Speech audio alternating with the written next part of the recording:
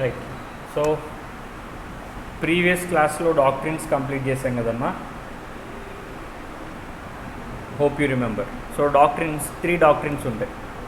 So doctrine of ultra vires ఒకటి, doctrine of indoor management ఒకటి, and అలాగే doctrine of constructive notice. ఈ 3 మనం ప్రీవియస్ క్లాస్లో కంప్లీట్ చేసాం.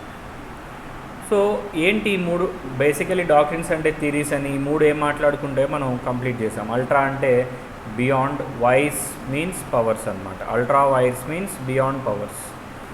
సో అల్ట్రా వైర్స్గా ఏదైనా డాక్ట్రిన్ మీకు వర్క్ అయితే, ఈ డాక్ట్రిన్ ఆఫ్ అల్ట్రా వైర్స్ ఏం చెప్తుంది అంటే, అల్ట్రా వైర్స్ యాక్టివిటీ మీరు ఏదైనా చేస్తే అలాంటి అల్ట్రా వైర్స్ యాక్టివిటీ కంపెనీ చేసిన, మీరు చేసిన, మీరే రెస్పాన్సిబుల్. ఎందుకంటే దీని వెనకాల లాజిక్ ఏంటంటే, కంపెనీకి ఏది ఇంట్రా వైర్సో ఏది అల్ట్రా వైర్సో మీకు క్లారిటీగా అది మీకు కమ్యూనికేట్ చేసింది. ఎలా కమ్యూనికేట్ చేసిందంటే through MOA, memorandum of association ద్వారా కమ్యూనికేట్ చేసింది. ఎందుకంటే మెమొరాండమ్ అండ్ ఆర్టికల్స్ ఈ 2 కూడా పబ్లిక్ డాక్యుమెంట్స్ అని, if anyone wish to enter in to A contract with a company they have full access towards MOA and AOA అని. అదంతా చదువుకున్న తర్వాత వాళ్ళకి అర్థమవుతుంది ఏది ఇంట్రా వైర్సో ఏది ultra వైర్సో.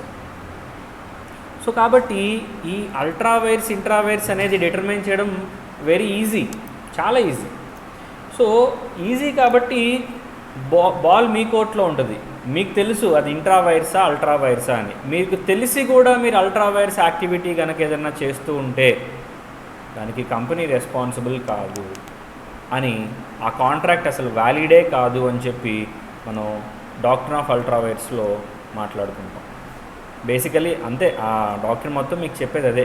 Intra wires, ultra wires మీరు ఈజీగా డిటర్మైన్ చేయగలరు కాబట్టి, అర్థమవుతుందా? సో ఆ doctrine of ultra vires activity ఏదైతే జరిగిందో అదంతా కూడా వ్యాలిడ్ కాదు. అసలు ఆ అల్ట్రా వైర్స్ కాంట్రాక్ట్స్ ఏవైనా ఫామ్ అయితే అసలు బిగినింగ్ ఇట్ సెల్ఫ్ అవి వాయిడ్ అని చెప్పి డాక్ట్రిన్ ఆఫ్ అల్ట్రా వైర్స్ చెప్తుంది. And coming to the second one, doctrine of indoor management. Doctrine of indoor management మీకు ఏం చెప్తుంది అంటే, మీకు company officials articles of association ప్రకారం ఏదైతే చెయ్యాలో అది చేశామని చెప్తే ఇట్ ఈజ్ ఎనఫ్. మీరు దాన్ని మళ్ళీ క్రాస్ వెరిఫై చేయాల్సిన అవసరం లేదు. నిజంగా వీళ్ళు చేశారా లేదా అని వెరిఫై చేయాల్సిన అవసరం లేదు అని ఎవరు చెప్తున్నారు? Doctrine of indoor management. For example, ఒక ఫైనాన్షియల్ ఇన్స్టిట్యూట్కి కంపెనీ లోన్ కోసం అప్రోచ్ అయింది. ఆ ఫైనాన్షియల్ ఇన్స్టిట్యూట్ అంది వెంటనే మీ మెమొరాండమ్ ఆర్టికల్స్ 2 మాకు ఇవ్వండి, చదువుతాం ఒకసారి అనంది. వెంటనే కంపెనీ వాళ్ళు ఇచ్చారు. ఆర్టికల్స్లో కంపెనీ వాళ్ళు రాసుకుంది ఏంటంటే, లోన్ ఏదన్నా కొత్త లోన్ రైజ్ చేయాలంటే board of directors meeting conduct చేసి స్పెషల్ రెజల్యూషన్ పాస్ చేయాలి అని ఉంది ఆర్టికల్స్లో. వెంటనే ఆ financial institute, for example bank అనుకోండి, ఆ బ్యాంక్ వాళ్ళు చూసి ఈ పాయింట్ పట్టుకొని అన్నారు, సార్ మీరు బోర్డ్ ఆఫ్ డైరెక్టర్స్ అంతా మీటింగ్ పెట్టుకొని స్పెషల్ రెజల్యూషన్ పాస్ చేయాలంటే కదా మీ ఆర్టికల్స్లో ఉంది. ఎట్లా అంటే, అవునండి స్పెషల్ రెజల్యూషన్ పాస్ చేయాలి అని అన్నారు. సరే ఒక పని చేయండి, మీరు మీటింగ్ కండక్ట్ చేసుకొని స్పెషల్ రెజల్యూషన్ పాస్ చేసుకుని ఆ కాపీ మాకు ఫార్వర్డ్ చేయండి, అప్పుడు మేము లోన్ ప్రాసెస్ చేస్తాం అని అన్నారు. వెంటనే బోర్డ్ ఆఫ్ డైరెక్టర్స్ మీటింగ్ పెట్టారు. అందులో ఏమైందంటే మెజారిటీ ఆఫ్ ద పీపుల్ కూడా లోన్కి ఫేవరబుల్గా లేరు. అంటే స్పెషల్ రెజల్యూషన్ అంటేనమ్మా 3/4, 75% ఓటింగ్ ఫేవరబుల్గా రావాలి. అంటే లోన్ ఫర్ ఎగ్జాంపుల్ ఒక 10 మంది బోర్డ్ ఆఫ్ డైరెక్టర్స్ ఉన్నారనుకోండి, లేదా ఒక 12 మంది బోర్డ్ ఆఫ్ డైరెక్టర్స్ ఉన్నారనుకోండి. ఆ 12 మంది బోర్డ్ ఆఫ్ డైరెక్టర్స్లో 75%, 3/4 అన్నమాట. అర్థమవుతుందా? సో ఇప్పుడు ఈ 12 మందిలో 9 మంది లోన్ తీసుకున్నామని చెప్పి ఎస్ అనాలి, ఫేవరబుల్గా ఓట్ చేయాలి. 3 ఫేవరబుల్గా ఓట్ చేశారు. మిగిలిన వాళ్ళందరూ లోన్ వద్దు, ఆల్రెడీ మీరు చాలా లోన్స్ తీసుకున్నారు, ఇంకా మీకు ఫైనాన్షియల్ డిసిప్లిన్ రాలేదు, ఎలా పడితే అలా అప్పులు చేస్తున్నారు, ఆల్రెడీ ప్రీవియస్గా తీసుకున్న అప్పులకే ఎటుపోయినాయో తెలియదు, మళ్ళీ అప్పులు తీసుకుని ఏం ఖర్చు పెడతారు, లోన్ తీసుకోవద్దు అని అన్నారు. 9 మంది వద్దన్నారు. యాక్చువల్లీ 9 మంది ఎస్ అనాలి, 9 మంది వద్దన్నారు. అర్థమవుతుంది? అంటే స్పెషల్ రెజల్యూషన్ పాస్ అవ్వాల. ఈ ముగ్గురు ఉన్నారు చూసారా, వీళ్ళకి ఎలాగైనా లోన్ కావాలి, తీసుకోవాలని అనిపించింది. వెంటనే వీళ్ళు ఏం చేశారంటే ఫేక్ చేశారు. స్పెషల్ రెజల్యూషన్ పాస్ అవ్వకుండానే పాస్ అయ్యింది అని చెప్పి ఒక ఫేక్ కాపీని బ్యాంక్కి సబ్మిట్ చేశారు. బ్యాంక్ ఏమనుకుంటుందమ్మా, అది చూడగానే నిజమేనేమో, బోర్డ్ ఆఫ్ డైరెక్టర్స్ మీటింగ్ పెట్టారేమో, వీళ్ళందరూ అగ్రీ అయ్యారేమో అని చెప్పి ఆ స్పెషల్ రెజల్యూషన్ నిజమనుకుని నమ్మి లోన్ ఇచ్చింది, బ్యాంక్ లోన్ ఇచ్చింది. వీళ్ళు ఈఎంఐలు కట్టడం మానేశారు. బ్యాంక్ రికవరీ కోసం అని చెప్పి వాళ్ళకి కాల్స్ చేసి లీగల్ నోటీసులు పంపితే అప్పుడు వీళ్ళు అంటున్నారు, కొత్త ట్యూన్ అందుకున్నారన్నమాట. వీళ్ళు అంటారు, అసలు మీరు స్పెషల్ రెజల్యూషన్ నమ్మి ఇచ్చారు కదా లోను మాకు, అసలు ఆ special resolution it self it is a fake resolution, అదొక ఫేక్ రెజల్యూషను, అది చెల్లదు, కాబట్టి మీరు మమ్మల్ని లీగల్గా ఏమీ చేయలేరు, ఎందుకంటే మేము ఇచ్చింది మీకు అసలు స్పెషల్ రెజల్యూషనే కాదు, అదొక ఫేక్ డాక్యుమెంట్, మీరు దాన్ని నమ్మి కంపెనీకి లోన్ ఇచ్చారు కాబట్టి కంపెనీని మీరు లీగల్గా ఏమీ చేయలేరు అని అంటున్నారు. నిజంగా చూస్తే అదొక ఫేక్ రెజల్యూషన్. మరి ఇప్పుడు చెప్పండి, బ్యాంక్ మోసపోయినట్టే కదా. మరి ఇలా ప్రతి ఒక్కళ్ళు వచ్చి కంపెనీ చెప్పింది నమ్ముతారమ్మా, లేదంటే ప్రతి ఒక్కళ్ళు వచ్చి కంపెనీలో ఏం జరుగుతుందో క్రాస్ వెరిఫై చేస్తారా? బోర్డ్ ఆఫ్ డైరెక్టర్స్ మీటింగ్ జరుగుతుంటే సీసీ కెమెరాలో కాపీ చూసి ఎంతమంది వేస్తున్నారు, ఎంతమంది నో అన్నారు. Is it really practicable to cross verify all these activities? కంపెనీలోకి వచ్చి ఇలా క్రాస్ వెరిఫై చేయడం పాసిబుల్ అవుద్దా ప్రాక్టికల్గా మాట్లాడుకుంటే? అవ్వదు. సో కాబట్టి ఇక్కడ ఒక చిన్న మోడిఫికేషన్ అనమాట. ఇలా అవుట్ సైడర్స్కి అన్నీ వెరిఫై చేయడం ప్రాక్టికల్గా పాసిబుల్ కాదు కాబట్టి మరి అవుట్ సైడర్స్ని కంపెనీ నుంచి ప్రొటెక్ట్ చేయాల్సిన బాధ్యత లా మీద ఉంది కాబట్టి అవుట్ సైడర్స్ని ప్రొటెక్ట్ చేయడం కోసం కంపెనీ ఈ డాక్టరీని తీసుకొచ్చింది. లా ఈ డాక్టరీని తీసుకొచ్చింది అవుట్ సైడర్స్ని ప్రొటెక్ట్ చేయడం కోసం. ఎవరి నుంచి? కంపెనీ నుంచి. ఎవరు తీసుకొచ్చారు? లా తీసుకొచ్చింది. ఏ లా? Companies act. ఏ doctrine? Doctrine of indoor management. అర్థమవుతుందా? సో అంటే దీని అర్థం ఏంటి? ఎప్పుడైనా కంపెనీ అఫీషియల్స్ ఇది జరిగింది అని చెప్పారనుకోండి, out cider can believe that, దాన్ని నమ్మొచ్చు. ఒకవేళ రేపు అది అబద్ధం అని తెలిసినా కూడా అవుట్ సైడర్కి ఏం ఫరక్ పడదు, వాడేమి లూజింగ్ స్టేజ్లో ఉండడు, ఎందుకంటే ఇండోర్ మేనేజ్మెంట్ వాడిని ప్రొటెక్ట్ చేస్తుంది కాబట్టి. This is the power of doctrine of indoor management అనమాట. ఇందాక డాక్టరీన్ ఆఫ్ అల్ట్రా వైర్స్ అవుట్ సైడర్స్ని రెస్పాన్సిబిలిటీ పెట్టింది, కంపెనీకి ఏం సంబంధం లేదు, నువ్వు చదువుకొని ఎంటర్ అవ్వాలి ఇట్లా అని చెప్పింది. ఇప్పుడు అవుట్ సైడర్స్ని ప్రొటెక్ట్ చేయడానికి ఈ డాక్టరీన్ ఉంది, doctrine of indoor management. Last but not least doctrine of constructive notice. ఇవన్నీ మనం ప్రీవియస్ క్లాస్లో మాట్లాడడం, జస్ట్ క్విక్ రివిజన్ అంతే, ఏం లేదు. Next one doctrine of indoor management అయిపోయింది. Doctrine of constructive notice. Constructive notice ఏం చెప్తుందంటే, అమ్మ ఒక అవుట్ సైడర్ కంపెనీతో డీల్ చేస్తున్నాడు అంటే అమ్మ కన్స్ట్రక్టివ్ నోటీస్. కన్స్ట్రక్టివ్ అంటే డీమ్డ్, కన్స్ట్రక్టివ్ అంటే అజంప్షన్ అనమాట, అజ్యూమ్డ్ అంటే జరిగినట్టే. కన్స్ట్రక్టివ్ నోటీస్ అంటే నువ్వు నోటీస్ ఇవ్వకపోయినా నోటీస్ ఇచ్చినట్టే, దట్ ఈస్ కన్స్ట్రక్టివ్ నోటీస్. అర్థమవుతుందా? ఏం నోటీస్ సార్? ఏంటంటే ఇందాక మనం మాట్లాడుకున్నాం కదా, కంపెనీకి మెమరాండము, ఆర్టికల్స్, పబ్లిక్ డాక్యుమెంట్స్, ఒక అవుట్ సైడర్ వచ్చి కంపెనీతో డీల్ చేసేటప్పుడు ఖచ్చితంగా వాటి మీద నాలెడ్జ్ ఉండాలి అట్లా అని, దాని గురించి అనమాట ఈ డాక్టరీన్. ఏం చెప్తుంది సార్ ఈ డాక్టరీన్ అంటే, ఒక అవుట్ సైడర్ కంపెనీతో డీల్ చేస్తున్నాడు అంటే కంపెనీస్ యాక్ట్ ఏమని అజ్యూమ్ చేసుకుంటుందంటే, that outsider is having perfect knowledge regarding the company's memorandum of association and articles of association. అంటే నువ్వు కంపెనీతో డీల్ చేస్తున్నావు అంటే దాని అర్థం నీకు కంపెనీ యొక్క ఎంఓఏ అండ్ ఏఓఏ వచ్చాయని, నువ్వు దాన్ని చదివావని, అర్థం చేసుకున్నావని, అవన్నీ తెలిసే నువ్వు కంపెనీతో డీల్ చేయడానికి ఒప్పుకున్నావని అర్థం. నిజానికి అవుట్ సైడరు నిజానికి అది చదివాడా, పక్కన పడేశాడా, అసలు కేర్ చేశాడా లేదా, వాడికి చదవచ్చా లేదా, ఇవన్నీ అనవసరం. డీమ్డ్ అనమాట. కన్స్ట్రక్టివ్ నోటీస్ అంటే నువ్వు చదివావా లేదా అనేది అనవసరం, చదివినట్టే. అదేంటి సార్ ఇలా పెడుతున్నారు డాక్టరీన్? మరి అందుకే కంపెనీతో డీల్ చేసేటప్పుడు it is your basic responsibility to obtain the copies of MOA and AOA. ఈ రెండు కాపీస్ని అప్టైన్ చేసుకొని చేసుకున్న తర్వాత వాటికి సంబంధించినటువంటి ప్రోస్ అండ్ కాన్స్ ఏవో, అంటే ఎంఓఏలో ఉన్న క్లాజెస్ ఏంటి, ఎంఓఏలో ఏమేమి ఉన్నాయి, ఏమేమి చేయగలరు, ఏమేమి చేయలేరు, ఆర్టికల్స్ ఏంటి, మొత్తం అన్నీ నువ్వు చదివావని అర్థం. అవన్నీ చదివి ఇష్టపడే నువ్వు కాంట్రాక్ట్లోకి ఎంటర్ అవుతున్నావు కంపెనీతో అని అర్థం. అర్థమవుతుందా? ఇది డాక్ట్రిన్ ఆఫ్ కన్స్ట్రక్టివ్ నోటీస్ అన్నమాట. అంటే ఇది ఎవరి మీద రెస్పాన్సిబిలిటీ పెడుతుంది? అవుట్ సైడర్ మీద రెస్పాన్సిబిలిటీ పెడుతుంది. ఏం రెస్పాన్సిబిలిటీ ఇది పెట్టేది? బాబు అవుట్ సైడర్ కంపెనీతో డీల్ చేసేటప్పుడు జాగ్రత్త అమ్మా, ఎలా పడితే అలా చదవకుండా రావద్దు. కంపెనీతో డీల్ చేసేటప్పుడు ముందుగా కంపెనీ యొక్క ఎంఓఏ అండ్ ఏఓఏని చదువుకొని అప్పుడు కంపెనీతో డీల్ చేస్తే నీకు బాగుంటుంది. అప్పుడు నీకు కూడా అర్థమవుతుంది కంపెనీ ఏ పనులు చేయగలదు, ఏ పనులు చేయలేదని అది నీకు అర్థమవుతుంది. అవేం చదవకుండా స్ట్రైట్ ఫార్వర్డ్గా నువ్వు డీల్ చేద్దామని వచ్చావు అనుకో, అప్పుడు ఏమవుద్దమ్మా? ఏ పనులు చేయగలదో ఏ పనులు చేయలేదో నీకే తెలియదు. సో కాబట్టి అలాంటి పనులు చేయొద్దు. కన్స్ట్రక్టివ్ నోటీస్ ప్రకారం ఇవి కంప్లీట్ చెయ్యి. ఎంఓఏ ఏఓఏ నువ్వు చదువు ముందు అనేటువంటి రెస్పాన్సిబిలిటీ ఈ డాక్ట్రిన్ అవుట్ సైడర్ మీద ఇంపోజ్ చేస్తుంది. అర్థమవుతుందా? సో అది అంతా మనం లాస్ట్ క్లాస్ మాట్లాడాం. ఇప్పుడు మన ఒక లాస్ట్ అండ్ ఫైనల్ టాపిక్ దీనిలో ఇన్కార్పొరేషన్లో ఇది మాట్లాడేస్తే ఈ టాపిక్ అయిపోతుంది. ఈ సెషన్లోనే ఇప్పుడే దీన్ని మనం క్లోజ్ చేయడానికి ట్రై చేద్దాం. ఏంటి sir? Act to override memorandum of association and articles of association అమ్మా. అలాగే దాంతోపాటు ఇంకా మాట్లాడాలి ఆల్టరేషన్ ఆఫ్ మెమరాండమ్, అలాగే alteration of articles. First of all ఏం మాట్లాడదామంటే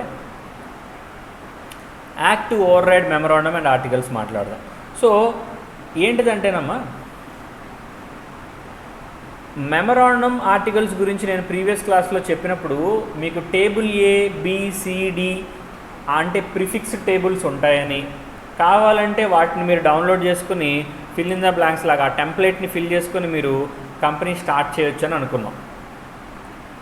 అలాగే ఎవరెవరికైతే ఆ టేబుల్స్ ఆ టెంప్లెట్ని మేము ఫిల్ చేయం, మేము ఓన్గా మెమరాండమ్ ఆర్టికల్స్ ప్రిపేర్ చేసుకుందాం అనుకుంటారో they can also prepare their own memorandum and articles. కానీ మెమరాండమ్ నేను రాసుకోమన్నారు కదా అని చెప్పి ఎలా పడితే అలాగా యాక్ట్ని ఓవర్ రైడ్ చేసేలాగా ఇల్లీగల్ యాక్టివిటీస్, అన్లాఫుల్ యాక్టివిటీస్ రాసేసుకుని మీరు మెమరాండంలో ఉంది నేను చేసుకుంటానని చెప్పి అడిగారు అనుకోండి, it is not possible. In that case అలాంటి కేసులో ఏది అప్లికబుల్ అని అంటే యాక్టే అప్లికబుల్. మెమరాండము యాక్ట్లో అంటే ఒక పక్క memorandum of association, articles of association, ఇంకో పక్క కంపెనీస్ యాక్ట్. ఈ రెండిట్లో ఏది సుపీరియర్ ఏది ఇన్ఫీరియర్ అంటే companies act is the superior one. మెమరాండంలో ఒక మాట చెప్పామనుకోండి అమ్మా, ఆ మెమరాండము ఆర్టికల్స్లో ఒక మాట చెప్పారనుకోండి, ఈ మెమరాండమ్ ఆర్టికల్స్ ఇదేం భగవద్గీత కాదు, ఇందులో ఉంటే అన్నీ జరిగిపోవాలనేం కాదమ్మా. ఇందులో రాసుకునే ఇండిపెండెన్స్, ఫ్రీడమ్ నీకు ఇచ్చారు, కానీ ఆ ఫ్రీడమ్ని నువ్వు యూజ్ చేసుకోవాలి తప్ప మిస్యూజ్ చేసుకోకూడదు.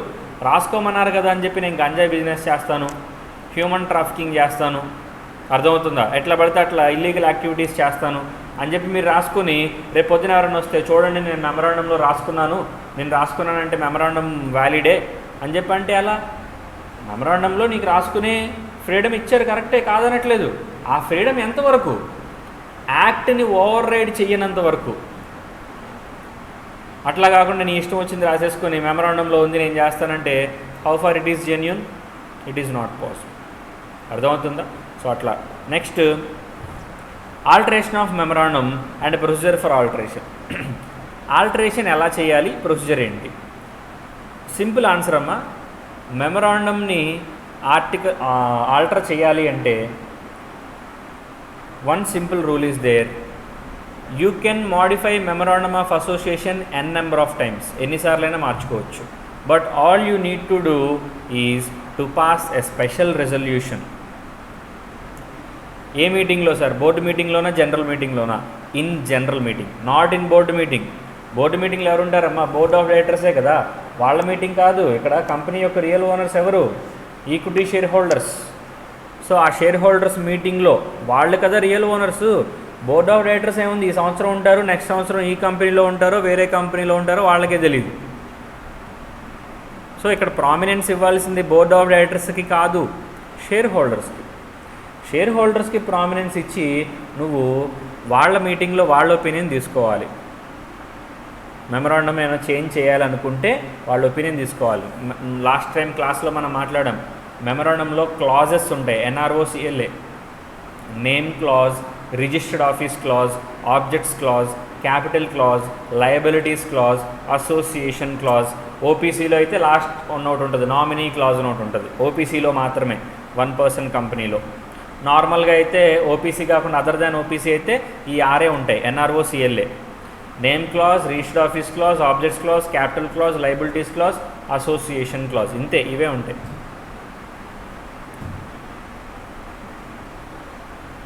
అర్థమవుతుందా?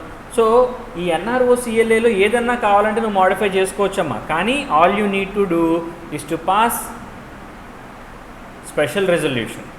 ఏ మీటింగ్లో? బోర్డు మీటింగ్లో అని చెప్పానా? జనరల్ మీటింగ్లో. జనరల్ మీటింగ్ అంటే ఎవరి మీటింగ్? Shareholders meeting. షేర్ హోల్డర్స్కి 2 మీటింగ్లు ఉంటాయమ్మా, AGM, EGM. తెలుసు మీ అందరికీ. AGM అంటే యాన్యువల్ జనరల్ మీటింగ్, సంవత్సరానికి ఒకసారి జరిగేది. మ్యాండేటరీగా పెట్టాలి, subjected to some small modifications. AGM అంటారు. EGM అని ఇంకోటి ఉంటుందమ్మా. AGM కానీ ఏ మీటింగ్ అయినా EGMఏ. చాలామంది దీన్ని తప్పుగా ఎమర్జెన్సీ జనరల్ మీటింగ్ అంటారు. No, extraordinary general meeting.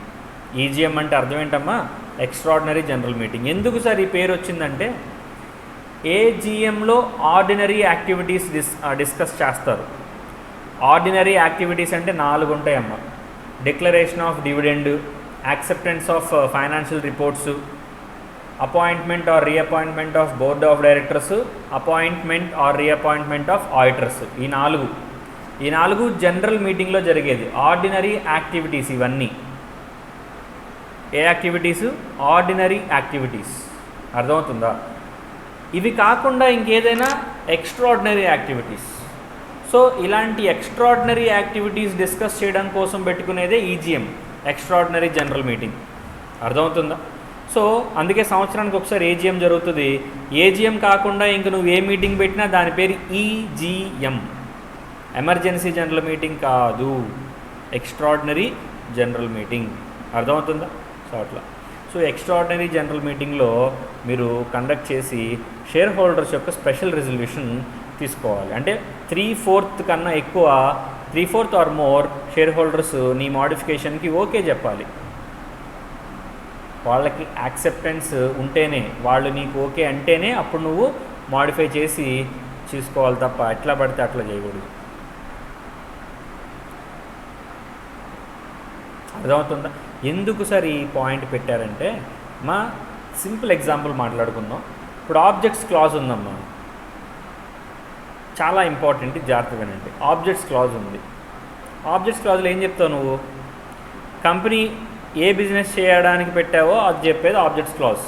Work అన్నమాట. ఆబ్జెక్ట్ అంటే పర్పస్ ఆర్ వర్క్. ఏ పని కోసం నువ్వు కంపెనీ స్టార్ట్ చేసావు, ఏ బిజినెస్లు చేస్తావు, ఏ పనులు చేస్తావు, దానికోసం నువ్వు పెట్టావని చెప్పేదే ఆబ్జెక్ట్స్ క్లాజ్ అన్నమాట. ఇప్పుడు ఫర్ ఎగ్జాంపుల్, జాగ్రత్త విను. ఫర్ ఎగ్జాంపుల్,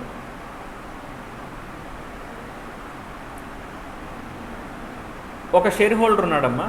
ఆ షేర్ హోల్డర్ వాడికి సేఫ్ బిజినెస్లు అనమాట, అంటే ఫార్మాస్యూటికల్ బిజినెసెస్, మన ఏమంటారు ఫైనాన్స్ బిజినెసెస్, ఐటీ బిజినెసెస్, ఇలాంటి వాటిలో ఇన్వెస్ట్ చేయడం అంటే ఇంట్రెస్ట్ తప్ప వాడికి రియల్ ఎస్టేట్ అన్నా, స్టాక్ మార్కెట్ అన్నా, ఫైనాన్షియల్ ఇన్స్ట్రుమెంట్స్లో డెరివేటివ్ ట్రేడింగ్ చేసే కంపెనీస్ అన్నా వాడికి భయం.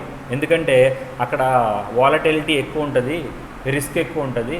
అందుకే మనం వీలైనంత తక్కువ రిస్క్ పెట్టుకోవాలి ఎట్లా అని చెప్పి వాడు ఇది చేస్తూ ఉంటాడు అన్నమాట.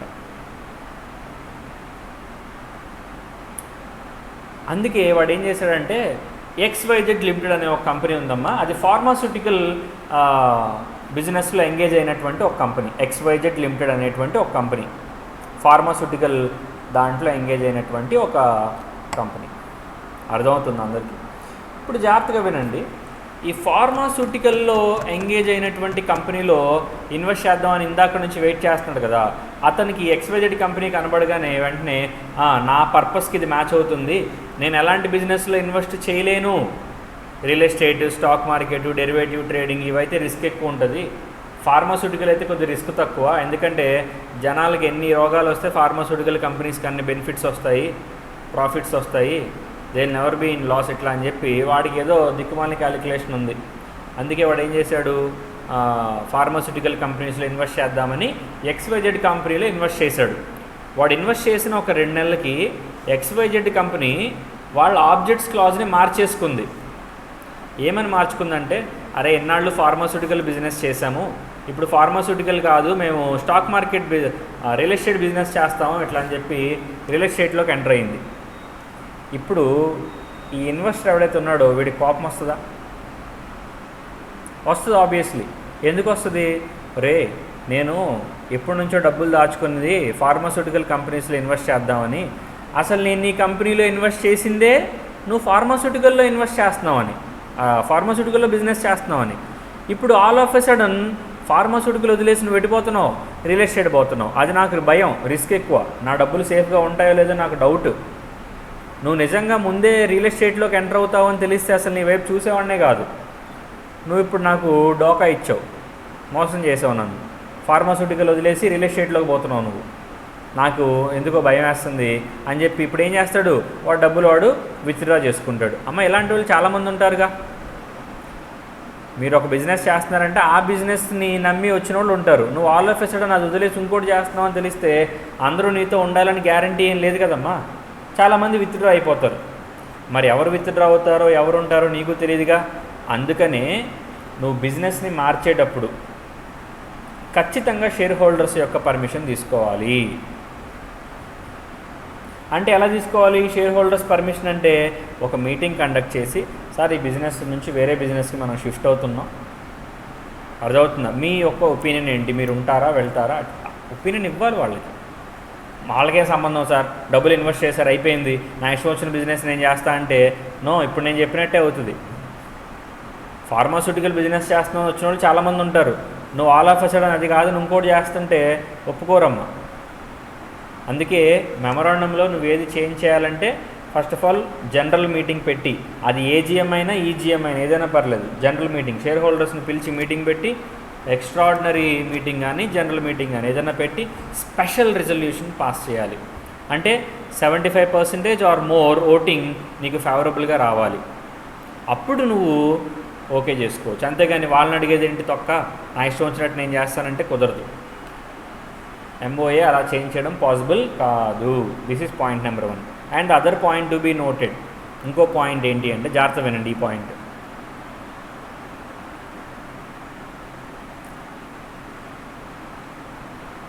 ఎప్పుడైనా ఒక కంపెనీ సైమల్టేనియస్ బిజినెస్ చేసేటప్పుడు కూడా, ఫర్ ఎగ్జాంపుల్ ఇందాక ఫార్మాస్యూటికల్ బిజినెస్ అని చెప్పి వాడు బిజినెస్ చేస్తుంటే ఇన్వెస్టర్ వచ్చి ఇన్వెస్ట్ చేశాడా? ఇందాక వాడు ఏమయ్యాడు, ఫార్మాస్యూటికల్ వదిలేసి రియల్ ఎస్టేట్లోకి పోతున్నాడు. అలా కాకుండా కొంతమంది డౌట్ వస్తుంది, సార్ వాడు ఫార్మాస్యూటికల్తో పాటు రియల్ ఎస్టేట్ చేస్తే అప్పుడు ఈ ఇన్వెస్టర్కి చెప్పాలా? ఎస్, అప్పుడు కూడా చెప్పాలి. Then also you should intimate your shareholders regarding the change. అదేంటి సార్ ఎందుకు చెప్పాలి, ఫార్మాస్యూటికల్ కూడా ఉంచుకుంటున్నాను కదా, ఇందాకట్లాగా అదేం తీసేయట్లేదు కదా, నేను అది చేస్తున్నాను ఇది చేస్తున్నాను, రెండూ చేస్తున్నప్పుడు నేను వాళ్ళకి ఎందుకు చెప్పాలి? ఏం చేసినా నువ్వు చెప్పాల్సిందే కొత్తగా. ఎందుకంటేనమ్మా మెమరాండమ్ ఆఫ్ అసోసియేషన్లో ఎలాంటి మైన్యూట్ చేంజెస్ ఉన్నా నువ్వు షేర్ హోల్డర్స్ని ఇంటిమేట్ చేసి అప్రూవల్ తీసుకొని వెళ్ళాలి. ఎందుకంటే కంపెనీ ఎవరిది? సింపుల్ క్వశ్చన్ ఆన్సర్ చేయండి. కంపెనీ ఎవరిది? షేర్ హోల్డర్స్ది. మరి నీ ఇష్టానికి మార్చాలి, నువ్వెవడివి? షేర్ హోల్డర్స్ని అడిగి మార్చాలి. This is one point. And another point is, నువ్వు రెండూ చేస్తున్నా సరే, ఫార్మాస్యూటికల్ రియల్ ఎస్టేట్ రెండూ చేస్తున్నా, రియల్ ఎస్టేట్లో రేపు పొద్దున్న లాసెస్ వస్తే ఆ లాసెస్ని ఇండైరెక్ట్గా గ్రూప్ కంపెనీ అని ఫార్మాస్యూటికల్తో కలిపే కదా నువ్వు చూస్తావు. అంటే ఓవరాల్ పర్ఫార్మెన్స్ దెబ్బతింటుంది కదా. అర్థమవుతుంది? నీకు 2 చేతులు ఉన్నాయి, మా కుడి చేయి ఎడం చేయి. నీ ఎడం చేయికైనా దెబ్బ తగిలితే పోతే పోయిందిలో కుడి చేయి ఇది ఉంది కదా, 2 పోతే ఇబ్బంది, కానీ ఒకటి ఉంటే ఇబ్బంది లేదని చెప్పి వదిలేస్తావా మనం? 2 నీవి కాదా? 2 బిజినెస్లు నీవి కాదా? 2 చేతులు నీవి కాదా? నీవే కదా. మరి ఎందుకు అలా ఇర్రెస్పాన్సిబిలిటీగా ఉంటావు? అలా ఉండకూడదు. అందుకనే నువ్వు దాంతోపాటు కొత్త స్టార్ట్ చేసినా, నువ్వు మెమరాండంలో ఏం చేంజ్ చేసినా సరే షేర్ హోల్డర్స్ యొక్క పర్మిషన్ స్పెషల్ రెజల్యూషన్ తీసుకొని చేయాలి. ఇదొక పాయింటా. రెండో పాయింట్ నేను ఇప్పుడు చెప్తా, జాగ్రత్త వినండి. ఈ పాయింట్ ఏంటంటే ప్రాక్టికల్గా అందుకే ఇలాంటివి అవాయిడ్ చేయడానికి ఏం చేస్తారంటే, కంపెనీ స్టార్ట్ చేసేటప్పుడే వాళ్ళ ఆ బిజినెస్లు చేసినా చేయకపోయినా ఓ పెద్ద లిస్ట్, చాటభారతం అంత లిస్ట్ రాసేస్తారమ్మ. IT, finance, real estate, stock market, pharmaceutical, food business, cloth business అన్నీ రాసేస్తారు. నిజానికి వాళ్ళకి ఆ అన్ని బిజినెస్లు ఒకేసారి స్టార్ట్ చేయాలని ఇంటెన్షన్ లేదు. కానీ అమ్మ నువ్వు అన్ని బిజినెస్లు రాసి చేయకపోతే ఎవడు అడగడు, కానీ చెప్పకుండా చేస్తే మాత్రం అడుగుతారు. ఫర్ ఎగ్జాంపుల్ నేను నా మెమరాండంలో 100 బిజినెస్లు పెట్టానమ్మా. 100 లిస్ట్లో పెట్టానంతే. నేను చేసేది ఒక బిజినెస్సే, అగ్రికల్చర్ లేదా ఫుడ్ బిజినెస్ అనుకోండి అమ్మా. నేను చేసేది ఫుడ్ బిజినెస్. కానీ నా మెమరాండంలో ఏం రాసింది తెలుసా? Food, information technology, finance, telecom, mining ఇలాంటివి చాలా రాసా. ఇప్పుడు ఎవరు వచ్చి నన్ను అడగరు, సార్ మీరు ఇన్ని పెట్టారు కదా, మైనింగ్ అన్నారు, where is your mining business? Telecom అన్నారు, where is your telecom business? IT అన్నారు, where is your IT business అని ఎవరు అడగరు. అంటే చెప్పిన తర్వాత చేయకపోయినా ప్రాబ్లం లేదు, కానీ చెప్పకుండా చేస్తేనే ప్రాబ్లం. అర్థమైందా? ఇప్పుడు నేను 100 చెప్పుకున్నాను కదా, 100 చెప్పి 101 బిజినెస్ స్టార్ట్ చేస్తే దెర్ ఈజ్ ఏ ప్రాబ్లం. అర్థమవుతుందా? There is a problem. 100 చెప్పాను కదా, 100లో 96దో 95దో 72దో చేస్తే నన్ను ఎవరేం అడగరు, నా ఇష్టం. నువ్వు 100 చెప్పావు, ఒకటి ఎందుకు చేస్తున్నావు, మిగిలిన 99 ఎందుకు చేయట్లేదు అని ఎవరు క్వశ్చన్ చేయలేరు కూడా. They don't have any legal right to ask. అందుకనే ప్రాక్టికల్గా కంపెనీలు స్టార్ట్ చేసేటప్పుడు వీళ్ళు ఏం చేస్తారంటే, చేసినా చేయకపోయినా మొత్తం అన్ని బిజినెస్లు రాసేస్తారు. దీనివల్ల ఏమవుతుంది, రేపు పొద్దున ఇలాంటి అబ్స్టాకిల్స్ని ఈజీగా ఓవర్కమ్ చేయొచ్చని. చెప్పకుండా మటుకు మీరు చేస్తేనమ్మా అది ఇల్లీగల్ అవుతుంది, షేర్ హోల్డర్స్ యాక్షన్ తీసుకుంటారు. షేర్ హోల్డర్స్కి చెప్పే మీరు చేయాలి ఏం చేసినా సరే. మోడిఫికేషన్ ఉంటే వాళ్ళకి చెప్పి వాళ్ళ స్పెషల్ రెజల్యూషన్ తీసుకుని దాని ప్రకారం నువ్వు యాక్ట్ చేయాలి. అంతే తప్ప వాళ్ళకి చెప్పేదేంటి, వాళ్ళకి నేను చెప్పను అట్లా అని చెప్పి నువ్వు చేయకూడదు.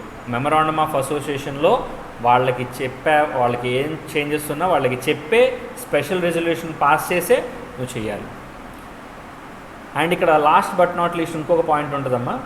ఎప్పుడైనా షేర్ క్యాపిటల్ ఇష్యూ చేసినప్పుడు, కొత్తగా ఐపీఓలు వస్తుందనే కదమ్మా, ఐపీఓ ఇనిషియల్ పబ్లిక్ ఆఫర్ అంటారు కదా, అలాంటి ఐపీఓలు వస్తున్నప్పుడు జస్ట్ ఏ మినిట్ అమ్మా, ఒక్క నిమిషం.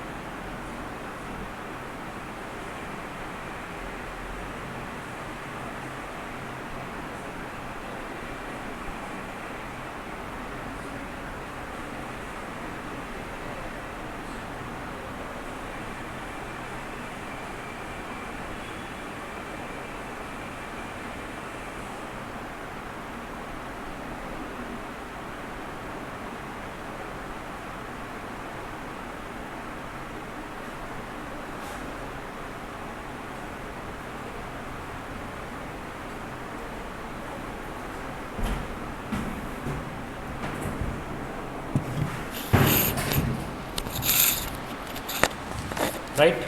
So let's continue. So IPO. So when it comes to IPO, company ఏం చేస్తుంది, డబ్బుల కోసం ప్రాస్పెక్టస్ రిలీజ్ చేస్తుంది ఐపీఓలో.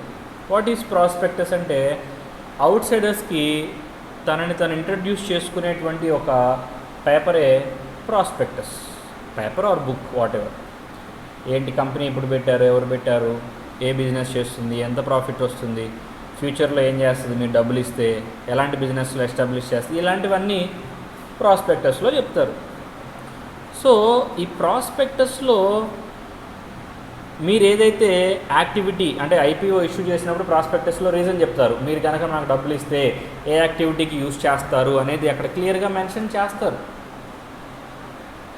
It will be mention clearly. So జాగ్రత్త వినండి. ఐపీఓ ఇష్యూకి వెళ్ళిందమ్మా ఒక కంపెనీ. అందులో ప్రాస్పెక్టస్, ఫర్ ఎగ్జాంపుల్ ఆ కంపెనీ ఐటీ బిజినెస్లో ఉంది. ప్రాస్పెక్టస్లో ఏం చెప్పిందంటే, మేము ఐటీ బిజినెస్లో ఉన్నాం కదా, మా బిజినెస్లో కాంపిటీషన్ తట్టుకొని ఇంకా ఎదగడానికి, కాంపిటీటర్స్కి మంచి స్టిఫ్ కాంపిటీషన్ ఇవ్వడానికి మేము ఎక్స్పాండ్ అవుదాం అనుకుంటున్నాము ఇదే బిజినెస్లో. దానికి మాకు డబ్బులు కావాలి, ఆ డబ్బులు మీరు ఇవ్వండి షేర్ల రూపంలో, మేము మీకు షేర్లు ఇస్తాం, మీరు మాకు డబ్బులు ఇవ్వండి అని చెప్పి ఐపీఓ రూపంలో డబ్బులు రైజ్ చేసింది కంపెనీ. అంటే ఐపీఓ సబ్స్క్రైబ్ చేసుకునే వాళ్ళందరికీ ఏమని తెలుసు, మీరు ఇప్పుడు డబ్బులు ఇస్తే ఆ కంపెనీ ఐటీ బిజినెస్ చేసి మంచి ప్రాఫిట్ సంపాదించి షేర్ మీకు ఇస్తుంది డివిడెండ్ రూపంలో అని చెప్పి మీకు తెలుసు. మీరు ఐపీఓ సబ్స్క్రైబ్ చేసుకున్నారు, హిట్ అయింది, మినిమం సబ్స్క్రిప్షన్ రూల్స్ అన్నీ ఫాలో అయింది, కంపెనీకి డబ్బులు వచ్చినాయి. 2 నెలల తర్వాత కంపెనీ మాట మార్చేసి ఏమంటుందంటే, ఐటీ బిజినెస్ కాదు, ఈ బిజినెస్ల కన్నా కూడా మనకి రియల్ ఎస్టేట్లో మంచి బూమ్ ఉంది, మంచి గ్రోత్ ఉంది, అందులో ఈ డబ్బులు మన దగ్గర ఉన్నాయి కదా, దీన్ని ఐటీ బిజినెస్ కోసం కాకుండా రియల్ ఎస్టేట్కి వాడుకుందాం, ఇంకా మంచి రిటర్న్స్ వస్తాయి, so let's use the funds in real estate sector అని చెప్పి కన్స్ట్రక్షన్ సెక్టర్లో వాడడం మొదలుపెట్టింది. ఇప్పుడు జాగ్రత్తగా వినండి. Is it possible are is it అసలు అలా చేయవచ్చా, ఈజ్ ఇట్ వ్యాలిడ్, అసలు అలా చేయవచ్చా? మీరు డబ్బులు ఇచ్చింది దేనికోసం? ఐటీ బిజినెస్లో ఎక్స్పాండ్ అవ్వమని. వాడుతున్నది దేనికోసం? రియల్ ఎస్టేట్ దానికోసం. ఇప్పుడు మీ మమ్మీ నీకు ఒక 100 రూపాయలు ఇచ్చి 1 కేజీ షుగరు, కేజీ గోధుమ పిండి తెమ్మంది అనుకో, నువ్వు అదే తేవాలి. కేజీ కాదు, హాఫ్ కేజీ తెచ్చి నేను 2 సిగరెట్లు కొనుక్కుంటానని చెప్పి ఇంటికి వెళ్ళి ఆ మాట చెప్పి ఏమంటారు? ఒకసారి చెప్పి చూడండి, తెలుస్తుంది. అర్థమైందా? సో జస్ట్ లైక్ దట్, అలా చెప్పిన పర్పస్, డబ్బులు ఇచ్చింది ఏ పర్పస్కో ఆ పర్పస్కి వాడాలి, అంతేకాకుండా వేరే పర్పసెస్కి మీరు యూజ్ చేయకూడదు. ఒకవేళ మీరు తప్పని పరిస్థితుల్లో యూజ్ చేయాల్సిన అవసరం వస్తే చెప్పి యూజ్ చేయాలి. ఇంట్లో చెప్పి ఎలా అయితే యూజ్ చేస్తారో అలాగే షేర్ హోల్డర్స్కి చెప్పి, ఎందుకంటే డబ్బులు నీవా డబ్బులు కాదు కదా. కాబట్టి మీరు షేర్ హోల్డర్స్కి మీటింగ్ పెట్టి ఇలాగే, సార్ మేము ఇట్లా ఐపీఓకి మీ దగ్గర నుంచి డబ్బులు తీసుకున్నాం, కరెక్టే, ఆ డబ్బుల్ని మేము వేరే పర్పస్కి యూజ్ చేస్తున్నాం. ఏంటి ఆ పర్పస్ అంటే ఐటీ కోసం తీసుకున్నాం, కానీ మేము దాన్ని రియల్ ఎస్టేట్ పర్పస్ కోసం యూజ్ చేస్తాము, ఐటీ పర్పస్ కోసం మేము యూజ్ చేయలేము. అర్థమవుతుందా? So this is the real reason behind purpose ఇట్లా అని చెప్పి వాళ్ళు మాడిఫై చేస్తున్న విషయాన్ని వాళ్ళకి క్లియర్ కట్గా కమ్యూనికేట్ చేయాలి, చేసి పర్మిషన్ తీసుకోవాలి. జస్ట్ చేస్తే సరిపోదు, చేసి పర్మిషన్ తీసుకోవాలి. అర్థమవుతుందా? సో అది ఆల్టరేషన్ అనమాట. సో ఇదంతా ఇక్కడ ఉన్నదంతా మనం మాట్లాడాం. Next descending share holders. Sir మరి స్పెషల్ రెజల్యూషన్ పాస్ చేసి అప్రూవల్ తీసుకుంటే సరిపోద్ది అంటున్నారు, మరి అందరూ ఒప్పుకోవాలని రూల్ లేదు కదా, కొంతమంది ఒప్పుకోరు కదా. నిజమే కదమ్మా, కొంతమంది ఒప్పుకోరుగా, మరి వాళ్ళని ఎలా సాటిస్ఫై చేస్తారు? సింపుల్ అమ్మ, వాళ్ళకి కూర్చోబెట్టి ఒప్పిస్తారు, సార్ ఇది రీజను, ఇట్లా ఈ తప్పనిసరి పరిస్థితుల్లో మేము ఇలా మాడిఫై చేయాల్సి వస్తుంది ఇట్లా అని చెప్పి ఒప్పిస్తారు. అయినా సరే వాళ్ళు ఒప్పుకోలేదు అనుకోండి, ఇంకేం లేదు, వాళ్ళ అమౌంట్ ఎంతైతే ఉందో, ఎన్ని షేర్స్ అయితే వాళ్ళు ఉన్నాయో, మా మెజారిటీ ఒప్పుకున్నారుగా, 75% కన్నా ఎక్కువ మంది ఒప్పుకున్నారుగా, మిగిలిన 25% ఎవరైతే ఒప్పుకోవట్లేదో వాళ్ళని డిసెంటింగ్ షేర్ హోల్డర్స్ అంటారు. డిసెంటింగ్ అంటే మన ప్రపోజల్తో సాటిస్ఫాక్టరీగా లేని వాళ్ళు డిసెంటింగ్ అనమాట. ఇలాంటి డిసెంటింగ్ షేర్ హోల్డర్స్ని మనం ఏం చేయాలంటే ఫస్ట్ ఒప్పించే ప్రయత్నం చేయాలి. ఎంతకీ ఒప్పుకోకపోతే ఇంకా చేసేదేం లేదు, వాళ్ళ డబ్బులు వాళ్ళకి ఇచ్చేసి రామ్ సేట్జీ చెప్పేదే అయిపోయింది. అర్థమవుతుందా? సో అది డిసెంటింగ్ షేర్ హోల్డర్. అక్కడ ఇస్తాడు చూడండి, the dissenting shareholders shall be given an opportunity to exit by the promoters and shareholders having control in accordance with the regulations to be specified in SEBI, Securities Exchange Board of India. ఓకేనా? So దాని గురించి ఉంటుంది. అలాగే వెంటనే filing of alteration with registrar. ఇప్పుడు మీరు ఎప్పుడైతే ఈ ఆల్టరేషన్ జరిగిందో, ఈ ఆల్టరేషన్ జరిగిన విషయాన్ని వెంటనే ఎవరికి చెప్పాలి? రిజిస్ట్రార్కి చెప్పాలి. దాని తర్వాత కన్వర్షన్ ఆఫ్ ఏ కంపెనీ ఇవేం అవసరం లేదు. ఆల్టరేషన్ ఇది చూడండి అమ్మా, ఆల్టరేషన్ కూడా సేమ్. ఏది పైనే ఉన్నట్టు ఇదిగోండి, by alteration of memorandum and articles. Articles కూడా సేమ్. మెమరాండమ్ని ఏ విధంగా చేంజ్ చేసేటప్పుడు మీరు స్పెషల్ రెజల్యూషన్ పాస్ చేశారో, సేమ్ ఆర్టికల్స్ కూడా అలాగే స్పెషల్ రెజల్యూషన్ పాస్ చేసి మీరు either AGM or EGM pass చేసి మీరు మాడిఫై చేసుకోవచ్చు. ఎన్నిసార్లు మాడిఫై చేయొచ్చు? ఎన్నిసార్లైనా మాడిఫై చేయొచ్చు. ఆల్టరేషన్ జరిగిన విషయాన్ని ఎవరికి చెప్పాలి? సెబీ రూల్స్ ప్రకారం మనం ఆర్ఓసికి చెప్పి ఫైల్ చేయించుకోవాలి. అర్థమైందా? అండ్ వన్ మోర్ థింగ్, ఇక్కడ ఆర్టికల్స్ కానీ మెమరాండమ్ కానీ చేంజ్ చేసే టైంలో ఎవరైతే డిసెండింగ్ షేర్ హోల్డర్స్ ఉంటారో, ఒప్పుకోని షేర్ హోల్డర్స్ అన్నమాట, వాళ్ళకి మీరు ఒప్పించాలి. వాళ్ళని మీరు ఒప్పించాలి. అంతేగాని ఒప్పుకోవాల్సిందే ఎట్లాంటి చెప్పకూడదమ్మా, ఒప్పించాలి. అంతకీ ఒప్పుకోకపోతే వాళ్ళ డబ్బులు వాళ్ళకి ఇచ్చేసి పంపించాలి. That is the process to be followed. అర్థమవుతుందా? So right, that's it. So దీంతో మనకి చాప్టర్ ఇక్కడితో అయిపోయిందమ్మా. నెక్స్ట్ క్లాస్లో మనం కొత్త చాప్టర్ స్టార్ట్ చేద్దాం. Okay, right.